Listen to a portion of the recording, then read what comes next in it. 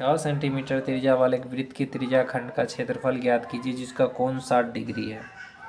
ठीक है, 6 सेंटीमीटर त्रिज्या वाले एक वृत्त के त्रिज्या खंड का क्षेत्रफल ज्ञात कीजिए।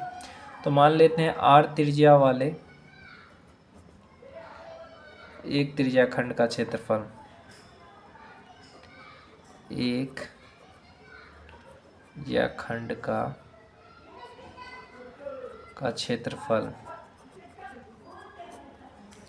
क्या हो जाएगा, ए बराबर हो जाएगा theta by 360 degree into pi r square.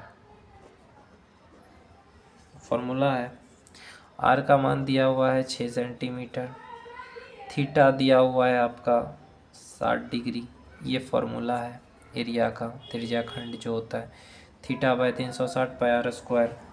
तो अब अपना बैठा दीजिए इस पर, हाँ थीटा 60 डिग्री दिया हुआ है बाय 360 डिग्री, पाई का मान कितना होगा 22/7, आर का मान दिया हुआ है 6, तो 6 6 के 36, इसका हो गया सेंटीमीटर स्क्वायर,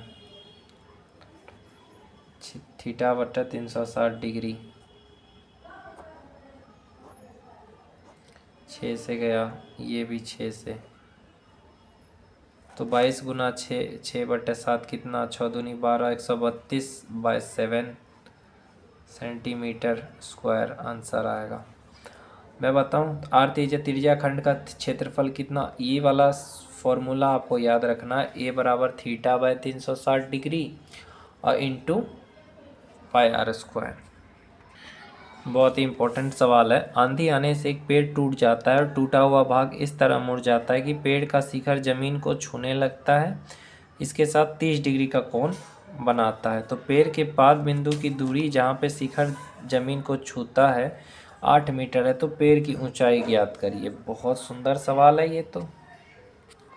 चलिए इसको सॉल्व करके देखते हैं। जैसे कि एक पेड़ मान लेते हैं, ये पेड़ है, ये ए बिंदु है, ये बी बिंदु है, ठीक है। तो आंधी से एक पेड़ टूट जाता है, तो टूटा हुआ भाग इस तरह मुड़ जाता है कि पेड़ का शिखर जो है वो ज़मीन को छू जाता है। यहाँ से ये पेड़ जो है वो टूट गया, ज़मीन को छू गया, तो यहाँ ऐसे, तो क्या कह रहे हैं, टूटा हुआ इस तरह से मुड़ जाता है कि पेड़ का शिखर ज़मीन को छूने लगता है। ये ज़मीन है तो ज़मीन को छूने लगा, तो ज़मीन को छूने पे ये पेड़ कितना डिग्री का कोण बना रहा है, 30 डिग्री का। यानी यहाँ पे ये पूरा पेड़ था, तो आंधी आया, आंधी आने से ये पेड़ यहाँ से मुड़ के टूट गया और यहाँ पे गिरा, ये ज़मीन से कितना 30 डिग्री का एंगल बना रहा है। ओके ओके, तो पेड़ के पाद बिंदु की दूरी जहाँ पे शिखर ज़मीन को छूता है वो 8 मीटर है। ज़मीन को छूता है तो ये 8 मीटर है, ठीक है। ज़मीन को जहाँ से छूता है वो 8 है। तो पेड़ की ऊंचाई ज्ञात करिए। यहाँ पेड़ की ऊंचाई ज्ञात करना है, जहाँ से कितना होगा, यहाँ से तो टूट के गिर गया, यही निकालना है हमको ऊंचाई, और तो कुछ करना नहीं है। आया समझ में? और कोई चीज़ तो दिया नहीं हुआ है पेड़ का, वो हमको निकालना है। मानते हैं पेड़ क्या है, CAB। तो A से टूट करके एक बिंदु C पर कौन सा कोण बना रहा है, कोण ACB, कितना 30 डिग्री। ओके, अब बिंदु C पेड़ के पाद B से कितना है, 8 मीटर। तो कोण ट्रायंगल ABC में क्या होगा, AB यानी हमको दिया हुआ है लंब दिया हुआ है, यानी परपेंडिकुलर अपॉन क्या दिया हुआ है, परपेंडिकुलर दिया हुआ है, और बेस, परपेंडिकुलर और बेस पता है, तो ये 10 का होता है ना, 10, तो ये 10 30 डिग्री। यहाँ तक समझ में आ गया होगा आप लोग को। तो 10 30 डिग्री हो गया, और 10 30 डिग्री का मान आपको पता ही होगा, नहीं पता है तो बता देता हूँ। AB BC की जगह 8 लिखिए और यहाँ लिखिए 1/√3। तो आपको ए बी निकल जाएगा यहाँ से। यहाँ से अगर ए बी निकल गया है तो ए बी कितना हो जाएगा, ए बी बराबर 8/√3। तो ए बी का मान कितना निकला, 8/√3 निकाल लिया हमने। ये समझ में आ गया। अब कोण ए बी सी में, अब ए सी अपॉन बी सी, ए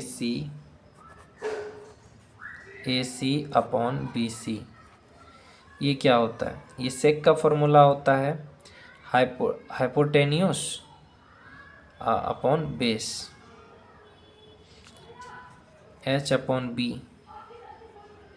तो ये सेक का फॉर्मूला आया, तो सेक 30 डिग्री, तो सेक 30 डिग्री हो गया। तो सेक 30 डिग्री का मान कितना लिखेंगे हम, सेक का मान होता है 2/√3। ओके, ए सी अपॉन बी सी निकल गया हमारा, ए सी, एक मिनट, ए सी अपॉन 8 बराबर हो गया 2/√3। तो अब ए सी का जो मान है वो यहाँ से निकाल लेंगे, 8 दूनी 16/√3 लिख सकते हैं, 16/√3। ये दूसरा समीकरण आ गया हमारा। आया कि नहीं आया, आ गया आराम से। पैर की ऊंचाई लिखना है आपको, तो पैर की ऊंचाई क्या हो गया, ए बी प्लस ए सी, इन दोनों को जोड़ दोगे तो आपका पैर का ऊंचाई निकल गया, कि जितना ये है और जितना गिरा है वो लिख देंगे। तो ए बी और ए सी कितना, 8/√3 प्लस ए सी कितना, 16/√3। तो कितना, √3, 8 का 8 प्लस 16, 8 24/√3, यानी 24 को हम क्या लिख सकते हैं, 3 गुना 8 लिख सकते हैं, √3। तो इसको 3 को √3 इंटू √3 लिख सकते हैं, गुना 8 लिख सकते हैं, नीचे √3। तो 8√3 मीटर हो जाएगा, 8√3 मीटर हो जाएगा।